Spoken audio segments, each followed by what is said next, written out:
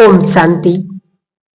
आज का विषय सचमुच बहुत सुंदर है कि पुण्य हमारे कब काम आती हैं और पाप कर्म से क्या क्या होता है। इस 2025 में अब क्या क्या होने वाला है, तो हम सबसे पहले पुण्य की परिभाषा समझेंगे। आज हम बहुत सुंदर वरदानी समय से गुजर रहे हैं। एक तरफ जहां कलयुग की अति उसका विकराल रूप है, तो दूसरी तरफ बहुत सुंदर समय इस सृष्टि चक्र में जो केवल एक बार आएगा। सभी ब्राह्मण आत्माओं के लिए बहुत सुंदर समय चल रहा है। इस समय को पहचाने, जाने और अपने पुरुषार्थ को, अपने लक्ष्य को बहुत सुंदर बनाते चले।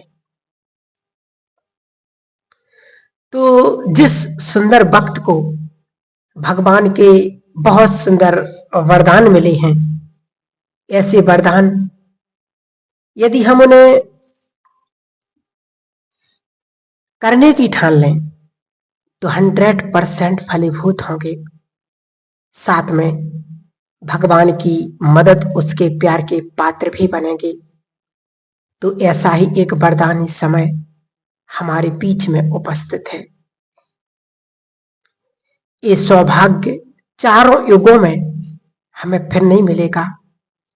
बाबा ने हमारे सामने इतना बड़ा फील्ड खोलकर रख दिया है कि बच्चे सौभाग्यवान बनना चाहो बन सकते हो, धनवान बनना चाहो बन सकते हो, और जन्म जन्म का यदि राजपथ पाना चाहते हो तो पा सकते हो।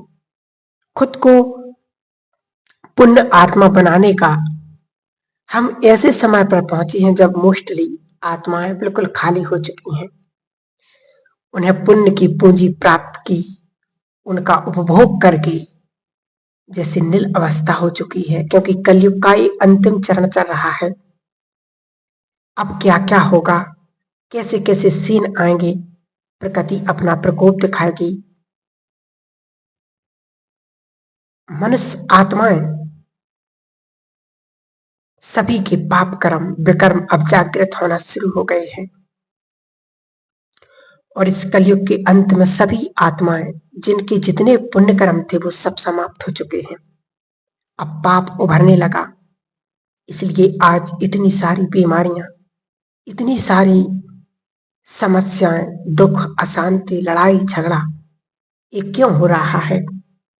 क्योंकि आत्मा के जो पुण्य कर्म थे, जो दुआओं की दौलत थी, पुण्य की पूंजी थी, वो बिल्कुल खत्म हो चुकी। आत्माएं, मनुष्य पुण्य तो भूल ही चुके हैं और पाप की ओर बढ़ते जा रहे हैं।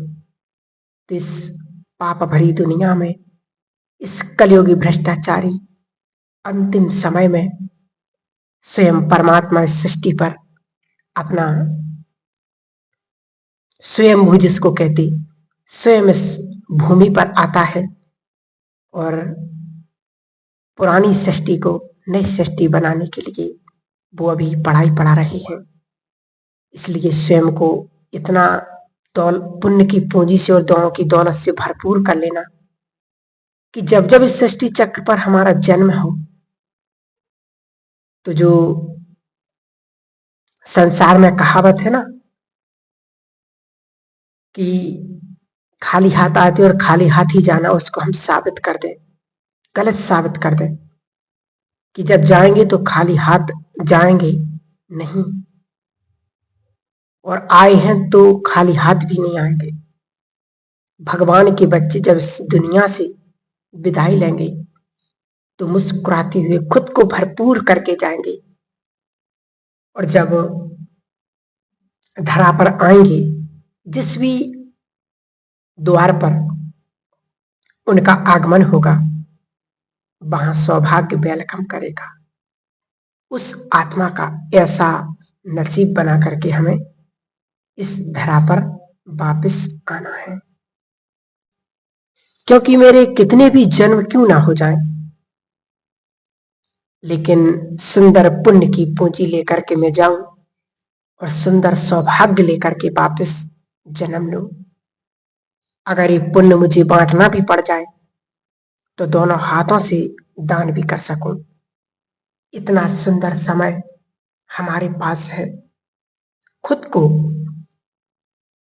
पुण्य आत्मा बनाने का, यूं कहें तो खुद को जन्म जन्म के लिए खुशहाल बनाने का, धनवान बनाने का, चरित्रवान बनाने का और सौभाग्यशाली बनाने का ये समय अभी मुझे प्राप्त हुआ है। इसलिए हमें स्वयं को इतना भरपूर करना है कि किसी भी जन्म में मांगने की जरूरत न पड़े कि मुझे सद्बुद्धि दो, काया दो। वो जन्म जन्म अब देने के लिए आ गया है। केवल मुझे लेने की इच्छा जागृत करनी है। वो तो दोनों हाथों से लुटा रहा है। तो आज मेरे सहित आप सब भी एक दृढ़ संकल्प कर लें। अपने जीवन का एक बहुत ही सुंदर सिद्धांत बनाएंगे, या यूं कहें कि अपने आप को एक नियम में बांधेंगे। एक ऐसा नियम जो हमें बहुत सुखदायी बना देगा, जो हमारे जीवन को खुशहाल बना देगा, लोकप्रिय बना देगा, प्रभु प्रिय बना देगा। तो चाहिए ना ऐसा जीवन, तो हम सब अपने आप को एक सिद्धांत में बांधेंगे, क्योंकि बाबा को शक्तिशाली आत्मा चाहिए, क्योंकि बाबा को इस दुनिया का सबसे बड़ा काम करना है और सबसे बड़ा काम है सत्य धर्म की स्थापना, युग परिवर्तन। इस दुनिया का सबसे बड़ा काम, उसके लिए कमजोर आत्माओं की आवश्यकता नहीं है। शक्तिशाली आत्माएं जिनकी एक उंगली का सहयोग धर्म स्थापना के कार्य में लग रहा है। आपका एक एक कदम युग परिवर्तन का निशान छोड़ रहा है। जिस दिन युग परिवर्तन की गाथा लिखी जाएगी, उस दिन भगवान की डायरी में, उसके इतिहास में आप सबका नाम सोने के अक्षरों में लिखा जाएगा, क्योंकि हम वो आत्माएं हैं जो भगवान का साथ दे रही हैं। आज संसार में आत्माएं भगवान का साथ मांगती हैं, लेकिन हम वो महान आत्माएं हैं जो भगवान हमारा सहयोग मांगता है, हमारा साथ मांगता है। तो हमें अब बहुत ही पुण्य आत्मा, दुआओं से भरपूर आत्मा मुझे बनना है अपने आप को, ताकि मेरा अंतिम श्वास मेरे सामने हो तो मुझे कोई अफसोस ना हो, कोई भी कर्म बंधन मुझे खींचे नहीं। मैं निर्बंधन होकर के खुद भगवान की पलकों पर बैठ करके उड़ान भरूं, मुक्ति का आनंद लूं, कष्ट नहीं हो। और वो कब होगा? जब मेरी आत्मा पुण्य से भरपूर होगी। पाप कष्ट पहुंचाते हैं। दुख किसका कारण है? तकलीफ, टेंशन, डिप्रेशन, रोग, शोक, चिंता किसका कारण है? कर्मों का, पाप का। और सुख, शांति, समृद्धि किसका कारण है? ये कर्मों का ही तो कारण है ना। आज यदि मैं बहुत सौभाग्यशाली हूं, मेरे पास शांति है, सम्मान है, पद प्रतिष्ठा है, तो मेरे कोई ना कोई पुण्य कर्म का परिणाम है। और यदि आज मैं कष्ट में हूं, किसी भी प्रकार की तकलीफ है, अशांति है, इसका मतलब कोई ना कोई पाप उदित हुआ है मेरे सामने। खेल ही सुख और दुख का है और इसका परिणाम है पाप और पुण्य। अगर एक पाप कर्म दुख, चिंता, टेंशन दे सकता है, तो क्या एक पुण्य कर्म में कितनी ताकत होगी। अगर मैं एक पुण्य कर्म करूं तो वो मुझे सुखी भी तो कर सकता है ना, वो मेरी आत्मा के बोझ को खत्म भी कर सकता है। तो अब इतने पुण्य कर्म करो कि जो पाप कम पड़ जाए और पुण्य उन पर भारी पड़ जाए। क्योंकि कर्मों की बात है, अगर जीवन में खुशहाल बनाना है हमें। किसी ने बड़ी सुंदर बात कही है, अगर आपको लगे मेरा टाइम अच्छा नहीं चल रहा है तो समझ जाइए पुण्य की आवश्यकता है। और यदि मेरा टाइम बहुत अच्छा चल रहा है तो समझ जाइए पुण्य खर्च होने शुरू हो गए हैं। इसलिए फिर से सेविंग की आवश्यकता है। तो स्वयं को पुण्य से भरपूर भी करेंगे और अपने आप को एक सुंदर से सिद्धांत में अपनाएंगे। सिद्धांत को आज से हम सभी महान आत्माएं, पुण्य आत्माएं कम से कम 5 पुण्य कर्म जरूर करें महीने में। तो हम कितने पुण्य आत्मा बन जाएंगे। जबकि भगवान स्वयं कहते हैं कि इस समय को बड़ा वंडरफुल वरदान मिला हुआ है और उसका वरदान है कि जिसके शब्द कभी खाली नहीं जाते, जिसका महावाक अंतिम सत्य है और उसने जो कह दिया सो कह दिया। और उसने कह भी दिया है कि यहां कोई आत्मा परमात्मा के निमित्त यदि एक पुण्य कर्म करती है तो उसको रिटर्न में पदम गुणा मिलता है। तो स्वयं को इतना भरपूर करें और अपने जीवन में समय की वैल्यू को समझें। क्योंकि हमें पुण्य कर्म जमा भी करना है भगवान का रजिस्टर में। और इस समय को वरदान है चारों युगों में, पूरी सृष्टि चक्र में ये समय दोबारा नहीं आएगा। एक बहुत सुंदर कहानी है, आप सभी ने सुनी भी होगी कि एक बंदर और बंदरिया पेड़ पर बैठे थे।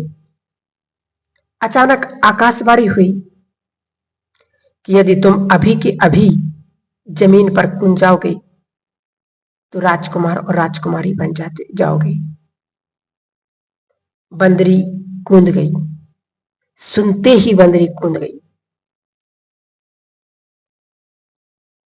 अब बंदर हंसी ठिठोली करने लगा, 1000 बार कूदे आज तक तो बने नहीं, भला ऐसी कोई राजकुमार बनता है। और जब उसने नीचे झांक करके देखा तो बंदरी राजकुमारी बन चुकी थी। उसको लगा यदि कूदने की बात है तो अभी कूद जाते हैं। और जब वो कूदा तो उसका पांव टूट गया। अब वो चिल्लाने लगा, ये कैसा पक्षपात है, कूदी बंदरी भी, कूदा मैं भी, वो राजकुमारी बन गई और मेरा पांव टूट गया। पुनः आकाशवाणी हुई। बड़ी प्रेरणादायक कहानियां हैं, ये अंतर आत्मा में समा जाए ये बात। और आकाशवाणी हुई कि समय समय की बात है, जिस क्षण जिस पल बंदरी कूदी उस क्षण को, उस पल को वरदान प्राप्त था राजकुमारी बनने का। तुमने वो पल, वो क्षण, वो समय बिता दिया, उसके बाद कूदे तो परिणाम ऐसा। इसलिए कहीं देर ना हो जाए, अटेंशन प्लीज, सावधान। भगवान समय की वार्निंग दे रहे, इस समय पुण्य को, स्वयं को पुण्य से भरपूर करने का समय है, स्वयं को दुआओं से भरपूर करने का समय है। क्योंकि भगवान भाग्य बांट रहा है। कल मेरे सामने वो दिन उपस्थित ना हो जाए कि मैं हाथ मल के कहूं कि अहो प्रभु तेरी लीला अपरम अपार है। और लोग हंसकर कहें कि जब भगवान भाग्य बांट रहे थे तो क्या तुम सोए पड़े थे? अगर ये कहावत है तो 100% भगवान ने कभी तो भाग्य बांटा होगा। कहावत ऐसी नहीं बन जाती है, कभी तो भाग्य बांटा होगा ना। जो सोए रहे वो वंचित रह गए और जो जागृत अवस्था में थे वो भरपूर हो गए। दुआएं और पुण्य हमारे कब काम आते हैं? जब यहाँ की धन संपत्ति, यहाँ के पद पोजीशन, यहाँ की समस्त शक्ति जब फैल हो जाती है तब दुआएं पुण्य काम आते हैं। और अगर मेरे पास हैं और यदि नहीं है तो उस समय मेरे से ज्यादा बेचारा कोई नहीं, जिसका चारा कहीं नहीं चलता। इसलिए इस दुनिया की सबसे बड़ी दौलत है, सबसे बड़ी ताकत है, वो है पुण्य की पूंजी और दुआओं की दौलत। इसलिए इसको जरूर स्वयं में भरते जाएं, क्योंकि कहते हैं ना कि बड़े बड़े धनवानों के धन धरे के धरे रह गए, पद पोजीशन धरे के धरे रह जाते हैं। जब उसके सामने कोई संकट आता है तो हाथ मलते रह जाते हैं, कुछ काम में नहीं आता है। ये तो हम सभी भाई बहनों ने सुना भी है। जिसका पुण्य कम पड़ जाए उसके जीवन में दुख, अशांति, समस्याएं ऑटोमेटिक आने लगती हैं। इसलिए कलयुग के अंत में जब सभी संबंध स्वार्थी झूठे हो जाते हैं तब ईश्वर सर्व संबंधों से इस सृष्टि पर हमें सर्व संबंधों से सुख देने के लिए वो आता है।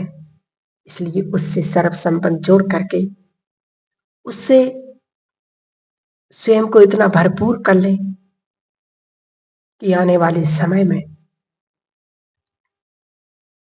मैं बड़े गर्व से कह सकूं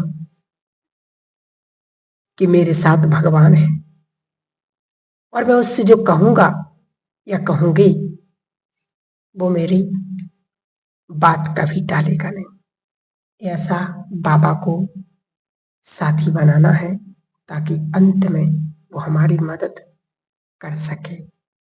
ओम शांति।